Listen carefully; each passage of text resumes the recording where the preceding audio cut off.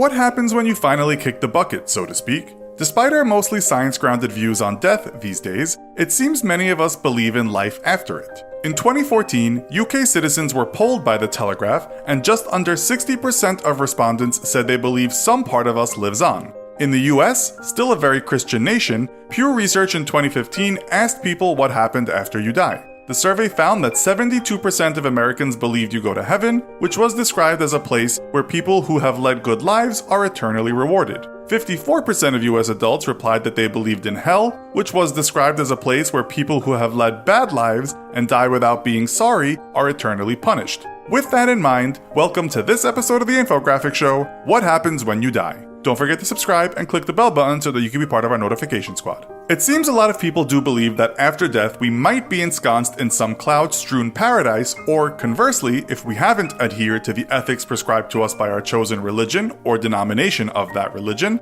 we might be faced with eternal hellfire and the prospect of groveling to a bearded red man who hardly ever puts down his pitchfork. But let's start with some empirical realism and what actually happens to the body when we die. Physicians know you're dead because the heart stops beating and there is no longer any electrical activity in your brain. Brain death equals dead, although machines can keep you going a little bit longer. You can also have what's called a cardiac death, which means the heart stops beating and blood no longer flows through your body. The strange, even wonderful thing is, people that have suffered cardiac death but have been brought back to life have said they were aware of what was going on around them. Others have talked about walking towards a light in such a near-death experience. You can be brought back from what we call clinical death, but you only have a grace period of about 4 to 6 minutes. But let's say you get to the light and pass through. This is what we call biological death. Game over, the final whistle, dead as a dodo. This is where it gets kind of undignified, but what do you care, you're dead. Once you're definitely no longer with us, your muscles relax, and this means your sphincter will too, meaning that triple whopper and large fries you had for lunch will spill out of you. The gas you have in you may also leak out and cause a stink.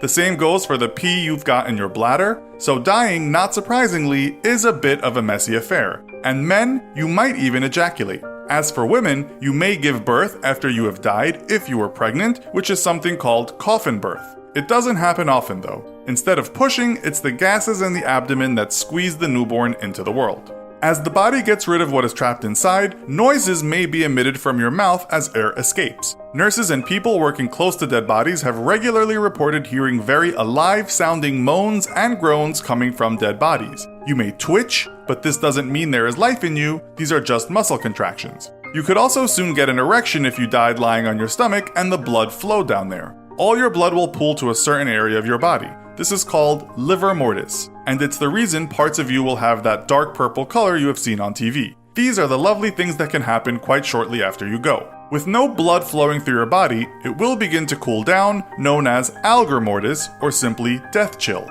It will keep cooling until it is the same temperature as your surroundings. You will become stiff within about 2 to 6 hours, and this we call rigor mortis. This is because calcium is getting into your muscle cells. Cells break down without blood flow, and this leads to bacteria growth, and that's why you start to decompose. You may look like your hair or your nails have grown, but that isn't the case. What is happening is that your skin is receding, giving the impression of growth.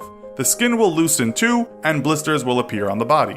The next stage is putrefaction, when bacteria and microorganisms start feasting on you. You'll soon start to stink as bad as anything you could have imagined while you were alive. One person described the smell as rotten eggs, feces, and a used toilet left out for a month times 1,000. It is unholy. Soon everything that is soft becomes liquefied, with things like bones, cartilage, and hair remaining strong. You're already well on your way to decomposing by the time you are being put in the ground, but if embalmed and buried, decomposition could be a slow process. Left above ground, you'll be a liquefied mess within about a month, feasted on by insects, maggots, plants, and animals. Underground, some experts say it might take 8 to 12 years before you are reduced to nothing but a skeleton. After around 50 years, even your bones will become part of the earth. We should add the rate of decomposition depends on all manner of factors, too many to list here, but we think you get the picture. While some people report that their near-death experience was a scene to behold, that's not always the case. One person writing on Reddit said his experience was as follows. It was just black emptiness, no thoughts, no consciousness, nothing. Is there really something else? Irish empiricist philosopher George Berkeley was so hell-bent on knowing what happens after death, or those moments during clinical death, that he actually hanged himself to the point of death with a friend nearby ready to cut him down before he died.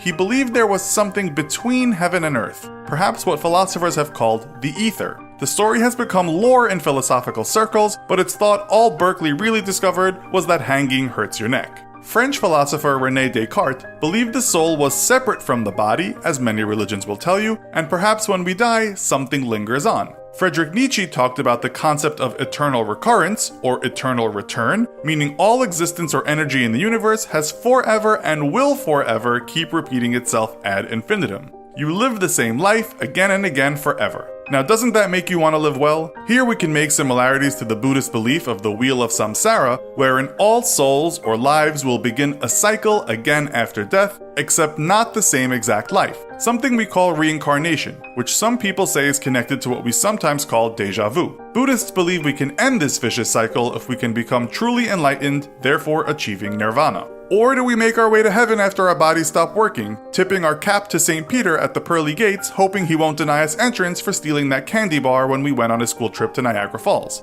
Will we be taken into paradise, a place replete with excellent foods and gorgeous maidens that make your dead knees go weak? Or will we simply seed the earth, our souls nothing more than a worldly fancy that took our minds off our cosmic insignificance and the feeling of futility that we sometimes experience here on terra firma? While this video was pretty grim, let's for a second step away and think about your life now and how you can make it better.